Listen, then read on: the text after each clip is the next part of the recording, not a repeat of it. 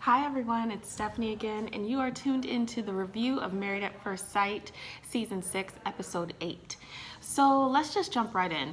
I don't know about everybody else, but this was one of my favorite episodes. I feel like there were so many things going on in this episode. It kept my attention from start to finish. Sometimes the other episodes were a little, I don't know, you had high and low moments. From start to finish, this episode was jam-packed with a lot of stuff. Interestingly enough, it was titled Love Languages. So I don't know if anybody knows about the love languages, but I did a video on Valentine's Day about the love languages that goes deeper into what they are and how to use them and what's important about them and why they're significant. If you don't know about them, it's a book by Gary Chapman that really talks about essentially loving your spouse in a more purposeful way. So understanding what their love language is, understanding what yours is, because a lot of times we don't know, and how that works together to benefit the relationship.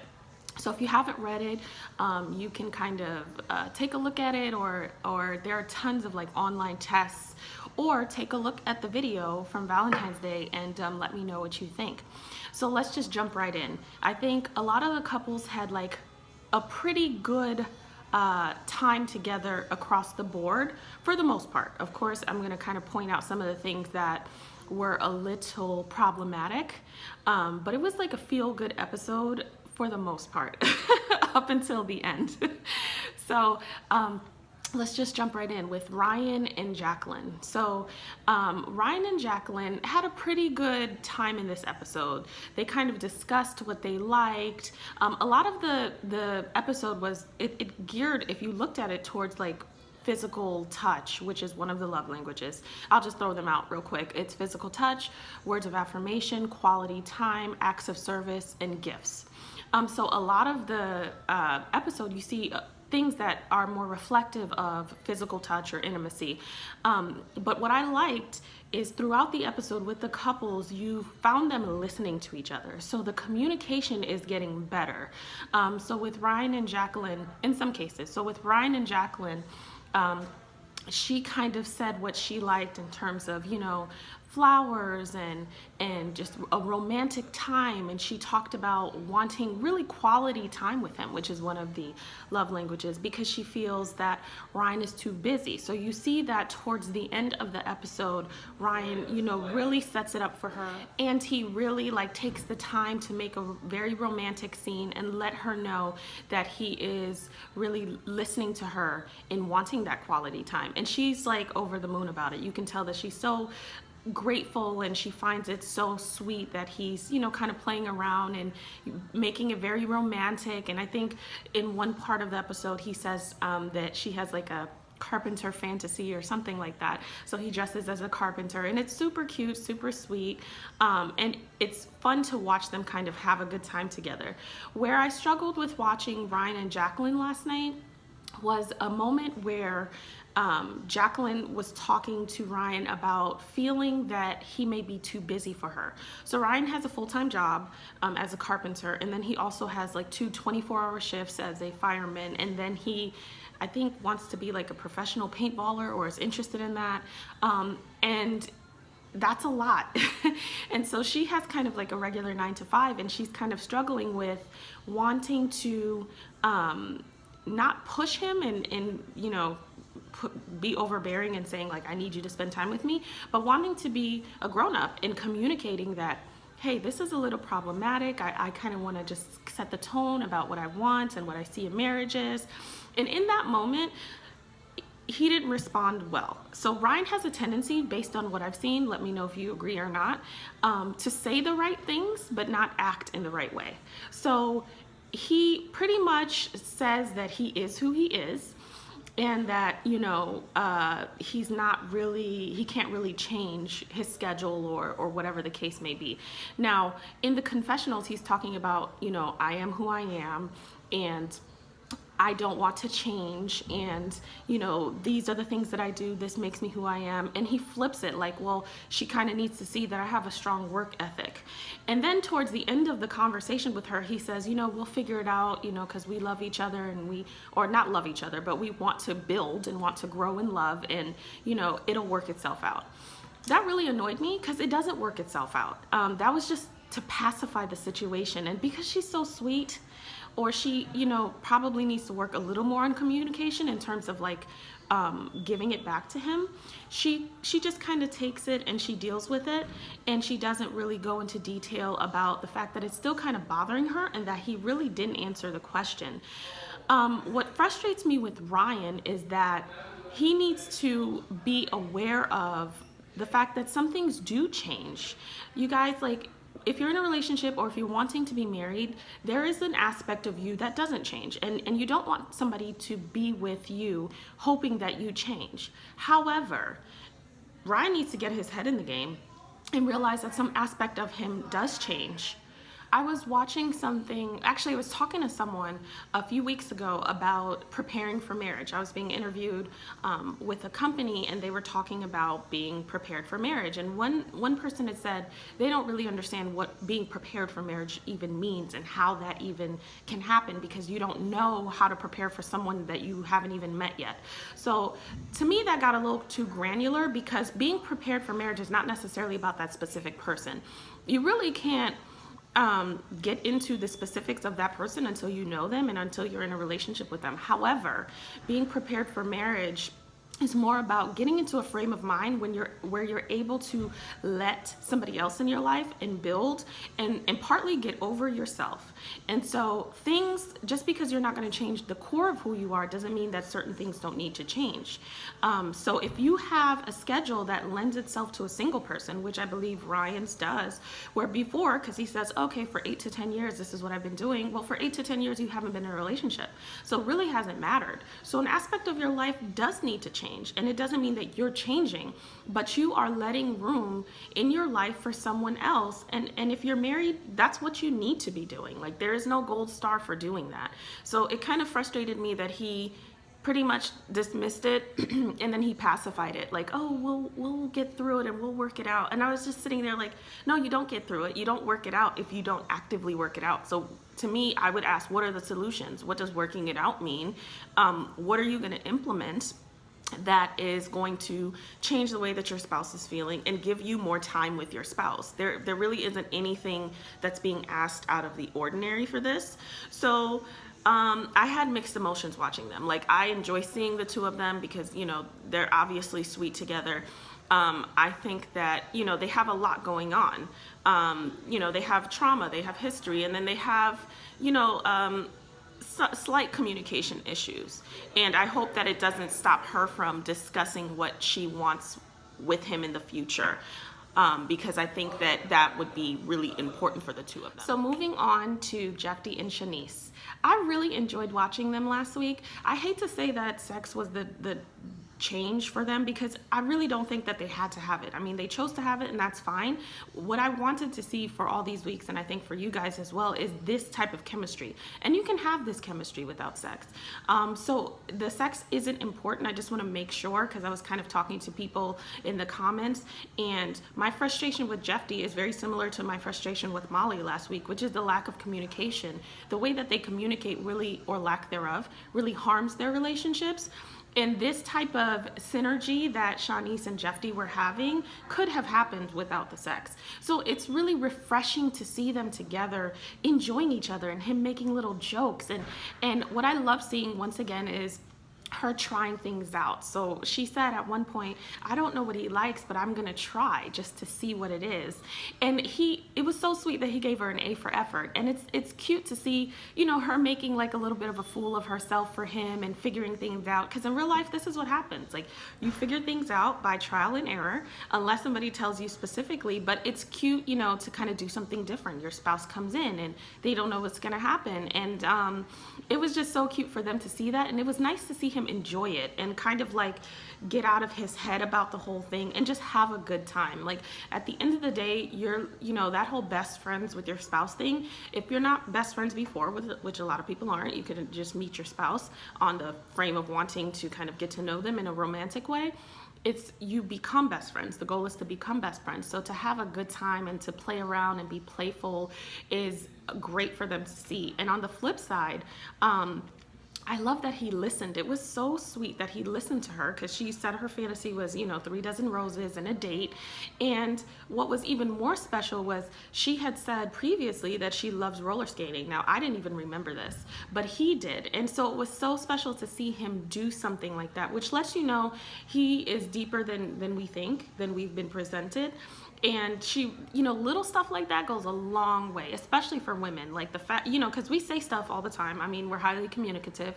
And, the fact that he kind of registered that and did something so special for her is so sweet. And to watch them have a good time together was really good. I don't really have any complaints for them. I think this is the first time I have not had a complaint for them. I'm just happy seeing them do this. And I think that if they continue to do well in just having a good time together, a lot of stuff will be easier. And things still remain to be seen because they haven't really had any major issues since being intimate that we've seen. So I don't know how they communicate in that space, but I would hope that seeing them in this new space would build a stronger foundation for them to deal with things that may not be so positive in the future in a better way than we've seen before. So that's Shawniece and Jephte. I don't even remember having anything else to talk about them. So that's it. Molly and John. Okay. So Molly and John were interesting yesterday. I'm kind of on the fence with them right now. 50-50 in terms of like feeling really happy for them in the episode and then kind of being uncomfortably saddened for them. So they once again talk about their fantasies, or it kind of reflects back to like earlier episodes when John said he likes a redhead and she said she loves him in a suit. So he is kind of trying to, I guess, give her a little bit of room as good as he can, because you can tell that he's still very frustrated. And he does this romantic dinner for her, and he's in a suit, and she walks in, she sees that, you can see that she's like visibly happy to walk into this, and it really is like gold star for him on her books, because she's really happy to see it. She walks in, she gives him a kiss, they have a really good time, she's very happy about it. And then on the flip side, she goes and gets this red wig because he has a thing for redheads, which was super cute for her to do. And to me it showed effort, that she's continuing to put effort into this, wanting to watch love and attraction grow, and that she's still somewhat open.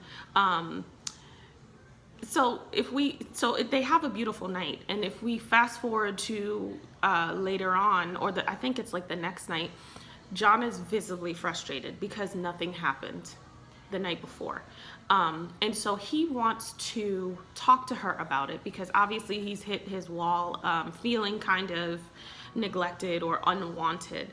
And because she doesn't communicate well, she doesn't really communicate at all in regard to this, he probably just feels rejected. And rejection, most of us don't know what to do with rejection except meet it with anger. Okay, so he's feeling rejected, especially when you haven't had it before in your life a lot, which I don't think he has, or it doesn't appear that he has, especially with women.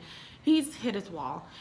So he goes to talk to her about what's frustrating him about their dynamic. So 5 points for John doing that and like initiating that conversation. -20 for how he executes it. That conversation went to the left very quickly. He talks to her about him feeling frustrated and unwanted, and she kind of blurts it out in her frustration, because he makes it what he makes it, and his feelings are valid. That's how he feels. That's not kind of what she is feeling, and because she hasn't communicated it well enough, he only kind of can go based on how he feels. And she kind of says, okay, well, if that's how you want to take it, that's how you want to take it, but that's not how it is, and I'm willing to keep trying, and the point of this experiment is to watch love grow. And she blurts out that she's not attracted to him in that way, which really takes him from 0 to 100. And so I guess there was something that she said to him before about engaging in something with a friend and walking up to a guy in college and, just being very college-esque. We've all been there. And he basically throws that in her face. And that's why I give her a -20. Because, I'm sorry, I give him a -20. When your spouse tells you something, it's part of building a relationship. It's building a trust. So if I, as someone who's becoming your best friend and getting to know you, tells you something kind of just like something that I trust you to keep, and a way to kind of bond, I don't expect for you to throw that back in my face. So a lot of times we do that when we're getting to know our spouses, especially at the beginning. Some of the questions is like, what's the craziest thing you've done? And, you know, what if you could do XYZ, what would that be? And we tell each other that, not expecting for it to be slung back in our faces as a sword, as a weapon. Because here's what happens with that. In my mind, first of all, as we saw, Molly went from 0 to 100, and she was like, I'm done. I don't want to be with you. And although in that moment, we probably all understood why, I'm going to say why that's probably not the best response, even though I understand it just from a passion perspective. I think that she was just super upset that she's kind of like confiding in him and that it would be thrown back in her face. And what happens is we don't trust each other anymore. So in my mind, I'm like, okay, well, I'm not going to say much anymore, or I'm not going to say something that I feel could be used as a weapon. It doesn't work that way, because then we don't talk, and then we don't confide, and then we don't continue to build. So John, that's why I'm giving him -20. As upset as you are, you have no right to do that. There's no situation where that's okay, because it just doesn't work out when something is told in confidence in that way, or just in just getting to know each other innocently. It doesn't ever work out that you get to just kind of fling it out, even frustrated, and it's okay. And we've all done it. It's never okay. I mean, we can justify it, but it's never okay. I 100% understand why Molly feels the way she feels, but I will say that it's not okay that she is completely done as well, because that's not reflective of marriage. So if, you know, every couple had an instance where one person said something the other person felt like was offensive and they were done, no marriages would last. Absolutely zero. And that's the real deal. So as upset as she is, that attitude of being done, this microwave attitude, well, I'm absolutely finished, doesn't work. I know that they're in a space where it's only been about 3 weeks that they know each other realistically. So at this point, it's almost like the dating phase, where if somebody says something like that 3 weeks in, or were to do something, you can be out, okay? But the reality is you got married, and so you kind of have to deal with the laws of what being married is, which means no matter what, especially with something like this, that yes, it's very frustrating. I can't believe he said that. You can't just be done, because that doesn't happen in marriage. And that's just what it is. You know, I know that some people may be like, oh, well, that wasn't deserved, and she has the right to feel how she feels. She does. But realistically, married people know that you can't just say I'm done over an offensive comment. It just doesn't work. Otherwise marriages wouldn't last. So that's the reality of like getting married and really putting yourself in a frame to be open to build a life with someone. It's taking all of the fun stuff in. When we get married, we think about all these great things. Well, there's a lot of stuff that comes with that. And kind of having to deal with the things you don't want to deal with, the things that make you say, I'm done. Like even stuff like that, I'm done. It doesn't work long terms. So what I would love to see is, you know, and it may not happen, but what I would love to see is like somebody kind of interject. When I was talking a few weeks ago about how I think they should have like in between sessions, I would love to see somebody interject in that space, and they talk about what happened that night before, so that they can have someone kind of carry them through how to address that situation before they kind of just move on. Because no matter how smart or intelligent or developed you are, sometimes you just in that moment don't have the best tools, and you really need somebody to kind of mediate and help you through that, you know, situation. So I would love to see that for them. So we'll see how that happens. You guys, I don't watch the upcoming previews because I feel like that will kind of change how I do these videos. Well, if I'm like, oh, you know, this is gonna happen next week, so I don't need to talk about that. So I don't even watch the upcoming videos.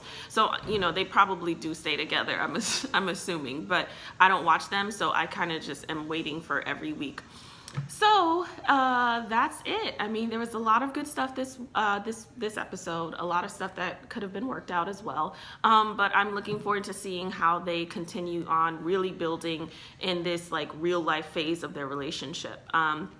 So as always, if you loved it, subscribe and comment, and I will see you all next week. Have a great week.